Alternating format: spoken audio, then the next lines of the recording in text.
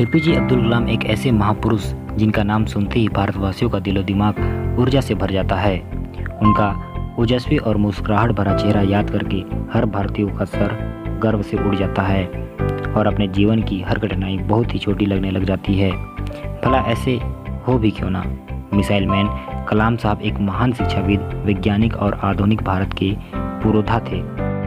कलाम साहब के नेतृत्व में पहली स्वदेशी मिसाइल कार्यक्रम की शुरुआत हुई और देखते ही देखते उन्होंने स्वदेशी मिसाइलों की लाइन लगा दी। कलाम साहब इतने सरल थे कि उनको पीपल्स प्रेसिडेंट कहा जाता था। देश में उनका योगदान इतना विशाल है कि उन्हें सभी सर्वोच्च सम्मानों से नवाजा गया।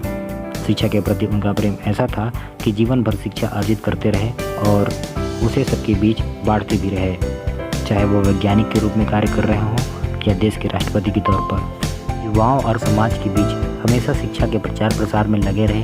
एक शिक्षक के रूप में तो वो हमेशा बच्चों और युवाओं की पसंद रहे। शिक्षा से उनका लगाव ऐसा था कि अपने अंतिम समय भी वो बच्चों को शिक्षा ही दे रहे थे। उनके विचार आज भी करोड़ों युवाओं के लिए प्रेरणा स्रोत है। वो भले ही आज हमारे बीच नहीं है, पर उनके विचार और उनके द्वारा दी गई शिक्षा आज भी जिंदा है। इस बायोग्राफी में हम बात करेंगे missile man APJ Abdul Kalam की। जानेंगे उनका जीवन, उनके विचार और साथ ही साथ उनके व्यक्तित्व को। डॉक्टर अबुल बाकिर जैनुल आबादीन अब्दुल कलाम विशेष रूप से एपीजे अब्दुल कलाम के नाम से सारे संसार में प्रसिद्ध हैं। इनका जन्म 15 अक्टूबर 1931 को चेन्नई के रामेश्वरम जिले के धनुषकोडी गांव में एक मध्यम वर्गीय परिवार में हुआ। इनके पिता का नाम श्री जैनुल आबादीन मार्कायर, जो अनपढ़ व्यक्ति थे। इनकी माता का नाम श्रीमती आशियम्मा था। पिता भगवान में विश्वास रखते थे तथा अपने लड़के को उन्होंने सभी धर्मों को बराबर मानने की शिक्षा दी। उनकी आर्थिक स्थिति अच्छी नहीं थी, परंतु दिल के बहुत अच्छे थे। उनका परिवार गरीब था। पिता छोटे से द्वीप में नाव के सहारे ही अपने परिवार की आजीविका चलाते थे। बालक अब्दुल कलाम में बचपन से अनुशासन तथा कठोर नियम पालन करने के गुण विद्वान थे, जो कि उन्होंने पिताजी से ग्रहण किए थे। भगवान पर विश्वास एवं आस्था के गुण उन्होंने अपनी माँ से ग्रहण किए थे। डॉक्टर अब्दुल कलाम की स्कूली शिक्षा समीप के स्कूल में शुरू हुई तथा मैट्रिक की परीक्षा उन्होंने रामेश्वरम के सचवरज नाम के विद्यालय से पास की। उन्होंने अपनी स्नातक की शिक्षा तिरुचि के कॉलेज नील जोसेफ से पूरी की। उसके बाद उन्होंने मद्रास इंस्टीट्यूट ऑफ टेक्नोलॉजी से एरोनॉटिकल इंजीनियरिंग में डिप्लोमा किया। बचपन में डॉक्टर कलाम को प्रकृति से बहुत लगाव था तथा वह अपना अधिकतर समय आकाश में पक्षियों को देखने में लगाते थे। उनके दोस्त तथा रिश्तेदार जलालुद्दीन उनके एकमात्र पक्के मित्र थे। वे दोनों समुद्र के किनारे पर जाते, जहां दोनों समुद्र के सुंदर दृश्यों का आनंद उठाते और पढ़ते रहते। जलालुद्दीन अधिक पढ़ा लिखा नहीं था, परंतु वह हमेशा डॉक्टर कलाम को पढ़ने के लिए प्रोत्साहित करता रहता था। उन्हें जीवन में सफल होने के लिए हमेशा प्रेरित करता था। पूरे गांव में केवल वही थे जो अंग्रेजी में बोल सकते थे और डॉक्टर कलाम इसके लिए उनके बहुत आभारी हैं और वे अब तक उन्हें अपने मार्गदर्शी के रूप में देखते हैं, जिन्होंने कि उन्हें जीवन का सही रास्ता दिखाया तथा बचपन में एक अच्छे दोस्त का वादा निभाया। सन 1939 के वर्ष में डॉक्टर कलाम गांधी जी के आत्मनिर्भर देश के विचार से बहुत प्रभावित थे। कलाम भी चाहते थे कि रामेश्वरम को छोड़ दें और रामानाथपुरम में डिस्ट्रिक्ट हेडक्वार्टर में पढ़ने के लिए जाएं। उनके पिता कलाम को कलेक्टर के समान एक सफल व्यक्ति बनाना चाहते थे। कलाम अपने पिताजी के सपनों को जानते थे और उस लक्ष्य तक पहुंचने के लिए कड़ी मेहनत करते थे। नवयुवक कलाम की आशा तथा महत्वाकांक्षा बहुत ऊंची थी। जब वे सचवरज स्कूल में थे तो सफलता के प्रति बहुत आत्मविश्वासी थे तथा हमेशा वर्तमान के सपनों को पूरा करते थे। कलाम ने 1950 में तिरुचिरापल्ली के सेंट जोसेफ कॉलेज में दाखिला ले लिया तथा वहां अपनी 12वीं कक्षा की परीक्षा पास की। डॉक्टर कलाम ने 1950 के मध्य में बंगाल के हिंदुस्तान एरोनॉटिक्स लिमिटेड में प्रशिक्षण प्राप्त करने के लिए शामिल हो गए। यहाँ उन्हें वायुयान की तकनीकी ज़रूरतों के बारे में जानकारी मिली तथा यहीं से उन्होंने वायुयान की तकनीकी संबंधी जानकारी हासिल की। सन 1958 में उन्होंने एरोनॉटिकल इंजीनियरिंग में स्नातक की शिक्षा पूरी कर ली। उस समय उनके भविष्य में 2 प्रकार के चुनाव थे। पहली नौकरी director of technical development and production DTD and PAR of the ministry of defence और दूसरी पसंद भारतीय एयरफोर्स में भविष्य बनाने की थी। उन्होंने दोनों स्थानों के लिए आवेदन कर दिया। वे देहराइन एयरफोर्स अथॉरिटी के पास साक्षात्कार के लिए पहुंचे। सबसे पहले वे दिल्ली में साक्षात्कार के लिए गए, जहां उन्हें नहीं चुना गया। फिर वे देहरादून गए, जहां उन्हें एयरफोर्स सिलेक्शन बोर्ड को साक्षात्कार देना था, लेकिन यहाँ भी उनका चयन नहीं हुआ। परंतु इसके बावजूद भी कलाम ने आशा नहीं छोड़ी। वे तब तक आवेदन करते रहे तब तक कि उन्हें PTDNP एयर में रोजगार पत्र नहीं मिल गया। उनके जीवन में सुनहरा अवसर आया। वे सीनियर साइंटिफिक असिस्टेंट बन गए तथा उन्हें हर महीने 250 रुपये मिलते थे। वे यहाँ पर टेक्निकल सेंटर में कार्यरत थे। 3 साल बाद कलाम को बेंगलोर के नए खुले सेंटर में रख लिया गया। डॉक्टर कलाम अपनी योग्यताओं को अच्छी तरह जानते थे कि वो इस चुनौती को पूरा कर देंगे। डॉक्टर कलाम हैप्टन वर्जीनिया में लैंगन रिसर्च सेंटर में कार्यरत थे। वहाँ से वे गोड्डर्ड स्पेस फ्लाइट सेंटर में चले गए, जो कि ग्रीनवेल्ड मायरलैंड में था। उसके बाद वे वर्जीनिया के पूर्व कोस्ट के वेलन द्वीप की वेल्स फ्लाइट फैसिलिटी में चले गए। सन 1963 में भारत के लिए पहले रॉकेट को उड़ाने के लिए तैयार किया गया तथा बिना किसी कठिनाई के रॉकेट की उड़ान भरी गई। इस उड़ान में किसी प्रकार की कोई गड़बड़ी नहीं हुई। रॉकेट की इस सफलतापूर्वक उड़ान से ISCOPAR के कार्यकर्ता बहुत खुश हुए और भविष्य के लिए सैटेलाइट लॉन्च व्हीकल को बनाने की योजना बनाने लगे। TERLL में अब्दुल कलाम रॉकेट की सारी तैयारियां संबंधी गतिविधियों में शामिल थे। इस विषय पर उन्हें जितनी भी किताबें मिलती उन सबको वे पढ़ लेते। वे किसी भी ऐसी किताबों को नहीं छोड़ते जिससे इन विषयों पर चर्चा की गई हो।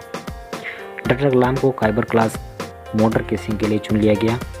उसके मध्य चरण में तापमान के दुगने बढ़ जाने के कारण धमाका हो सकता था, इसलिए इसकी सुरक्षा के लिए भी सुरक्षित तकनीकी बनाई गई ताकि इस धमाके को रोका जा सके। RATO में कार्य करने का दूसरा चरण विकसित किया गया, जिसमें मिसाइल पैनल बनाना था, जो कि रक्षा मंत्रालय की देखरेख में बनाना था। उस समय में यह बहुत महत्वपूर्ण था तथा इसे बनाने में भी बहुत सावधानियां बरतनी थी। डॉक्टर कलाम ने अपने सहायकों से कहा कि कोई ऐसा रास्ता ढूंढते हैं जिससे कि हम इसके हिस्से को खुद बना सकें। उन्होंने कुछ आज़ादी मांगी जिससे कि वह स्वतंत्र होकर खुद उस पर काम कर सकें। 1968 में इंडियन रॉकेट सोसाइटी का निर्माण किया गया। इनकोस्पर की नियुक्ति Indian national science academy NASA के अंतर्गत की गई तथा Indian space research organisation ISRO department of atomic energy के तहत बनाया गया। डॉक्टर कलाम को Indian space launch vehicle programme का मुखिया बना दिया गया। डॉक्टर कलाम को SLV-3 की चौथी स्टेज को डिजाइन करने की जिम्मेदारी भी सौंपी गई। 3 स्टेजों का निर्माण किया गया था और यह काम बहुत ही मुश्किल था और इस काम में अनेक परिवर्तन करने को कहा गया था। वे हमेशा सोचते थे कि गलतियों की कीमत चुकाने के बाद ही हमेशा सही कार्य होता है, अर्थात गलतियों से ही व्यक्ति सीखता है तथा बाद में वह संपूर्ण कार्य ठीक करता है। 1 जनवरी 1975 को कलाम को DRDO का रॉकेट विशेषज्ञ बना दिया गया। उन्हें वायुयान के ढांचे, उनकी क्रिया प्रतिक्रिया तथा मिसाइल से संबंधित क्षेत्रों को देखने के लिए कहा गया। डॉक्टर कलाम अपने कार्यकर्ताओं की आवश्यकता के बारे में साफ विचार रखते थे तथा संगठन से आर्थिक रूप से सहायता देने के बारे में बात करते थे। अगले दिन मांग पूरी कर दी जाती थी। एक महान वैज्ञानिक एक टीम के महान नेता के रूप में डॉक्टर कलाम का भारत पर विश्वास था और उनमें देशभक्ति से प्रेरित भावनाएं, देश को आगे बढ़ाने का सपना। उनकी किताब भारत 2020 नई शताब्दी का स्वप्न, इसमें उन्होंने भारत की कमजोरियों तथा अच्छाइयों और उसकी मजबूत इच्छा शक्ति का वर्णन किया है। भारत को सर्वशक्ति संपन्न देश बनाने के लिए सुझाव दिए हैं। वह कहते हैं कि भारत के लिए राष्ट्रीय सुरक्षा और आर्थिक मजबूती दोनों ही बहुत महत्वपूर्ण हैं, अतः इनको मजबूत बनाने की कोशिश करनी चाहिए। वह सुरक्षा के तौर पर भारत की सहायता करना चाहते थे। वे कहते हैं कि भारत की सुरक्षा के प्रयास हमेशा चलते रहने चाहिए ताकि वह सुदृढ़ भारत का निर्माण हो सके तथा भारत और देशों की तरह सर्वशक्ति संपन्न देश बन जाए। डॉक्टर अब्दुल कलाम भारतीय राष्ट्रीय विज्ञान अकादमी के सदस्य थे। साथ में वह एस्ट्रोनॉटिकल सोसाइटी तथा प्रोफेशनल बॉडी के भी सदस्य थे। 1981 में डॉक्टर APJ अब्दुल कलाम को पद्म भूषण अवार्ड से सम्मानित किया गया तथा 1990 में पद्म विभूषण अवार्ड से सम्मानित किया गया। इसके साथ ही उन्हें अन्य अवार्डों से भी सम्मानित किया गया है, जैसे डॉक्टर बीरेन्द्र राय space award, Om Prakash Bhasin award, विज्ञान तथा तकनीकी के लिए राष्ट्रीय नेहरू अवार्ड, आर्य यह अवार्ड इत्यादि। डॉक्टर अब्दुल कलाम को 28 विश्वविद्यालयों से डॉक्टरेट की मानद उपाधि दी गई। डॉक्टर कलाम जो अविवाहित थे, उन्हें बढ़िया संगीत पसंद था। वह अपने खाली समय में वीणा बजाना पसंद करते थे। वह अपनी मातृभाषा तमिल में कविता भी लिखते थे। सन 1994 में उनकी किताब प्रकाशित हुई थी जिसका शीर्षक मेरी यात्रा था, जिसमें उनकी 17 कविताओं का अंग्रेजी में अनुवाद किया गया था। वह कुरान तथा भगवद गीता दोनों को आदर तथा भक्ति भाव से पढ़ते थे। डॉक्टर कलाम ने 2 महत्वपूर्ण किताब लिखी, भारत 2020 नई शताब्दी का स्वप्न, wings of fire, our within India, यह पूरी तरह से राष्ट्र को समर्पित है। डॉक्टर कलाम भारत को 2020 के साल तक पूर्ण विकसित देश के रूप में देखना चाहते थे, जिसके लिए वह कहते हैं कि कड़ी मेहनत तथा निरंतर प्रयास की आवश्यकता है। वह भारत को संसार के प्रथम देश के रूप में देखना चाहते हैं। DRDO के लिए 1991 में मिसाइल आयोग का निर्माण कर दिया गया। भारत की सुरक्षा के लिए फिर प्रयासों में उनका महान योगदान था। इसी के लिए उन्हें 1997 में भारत रत्न की उपाधि से सम्मानित किया गया। वीडियो बनाना इतना आसान काम नहीं, बहुत मेहनत लगती है। लाइक नहीं करेंगे तो मुझे अच्छा नहीं लगेगा और सब्सक्राइब करके बेल आइकन भी हिट करेंगे। ये वीडियो आपको ऐसे ही मिलते रहेंगे, इसके लिए शेयर करें और हमारे साथ जुड़े रहने के लिए बहुत बहुत प्रेमपूर्वक धन्यवाद।